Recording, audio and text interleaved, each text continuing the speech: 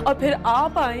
बाबा मैं अभी पुलिस को कॉल कर रहा हूँ। मेरे दिमाग में उल्टी सीधी बातें भरी आपने। ताकि इसे अरेस्ट करें और इसको हवालात के पीछे बंद करें। किधर है? सुन रही है ना आप? थैंक यू कि तुमने इसकी सच्चाई हम सबके सामने लेकर। आपकी वजह से हुआ ये सब कुछ। अब उस घटिया इंसान का नंबर भी दो। अच्छी भली जिंदगी चल रही थी मेरी, जो इसको जहर बेच रहा था सिर्फ एक बच्चे को पिलाने के लिए। मैंने अपने हाथों से सबको बर्बाद कर दिया। जितना इस घर पे तुम्हारा हक है ना, उतना इस घर पे मेरा भी हक है। मैं देख कर आती हूँ। नहीं, इतनी आसानी से मैं तुम्हें जायदाद का मालिक नहीं बनने दूंगी वहाज। सब गुस्से में हो गए, पता नहीं इस जायदाद पे मेरा भी हक है।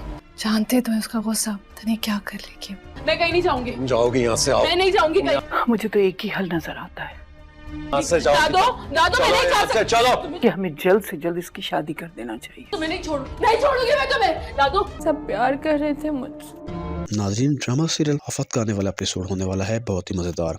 अगले एपिसोड में हम लोग देखने जा रहे हैं कि दानियाल एक बार फिर वृषा की सच्चाई सबके सामने लेकर आता है कि वृषा ने ही रज़ा अहमद को जहर दिया है। वहाज दानियाल का शुक्रिया अदा करता है और कहता है कि तुमने हमें इस सारी टेंशन के पीछे कौन है वो सब कुछ बताया। वहाज दानियाल से कहता है कि मुझे उस ढोंगी प्रोफेसर का नंबर भी दो जिसने वृषा को जहर दिया। और वहाज कहता है कि मैं अभी पुलिस को कॉल करता हूँ। तो इस पर मुख्तियार कहता है कि तुम ऐसा ना करो, इससे हमारी ही इज्जत नीलाम होगी। दूसरी तरफ वृषा जंगली बिल्ली अपने किए पर बहुत ज़्यादा शर्मिंदा होती है। वो अब सारा कसूर अपनी माँ महक पर डालती है कि तुम्हारी वजह से मैंने दोबारा इन लोगों पर शक किया, हालांकि ये मेरे साथ बहुत ही अच्छे थे।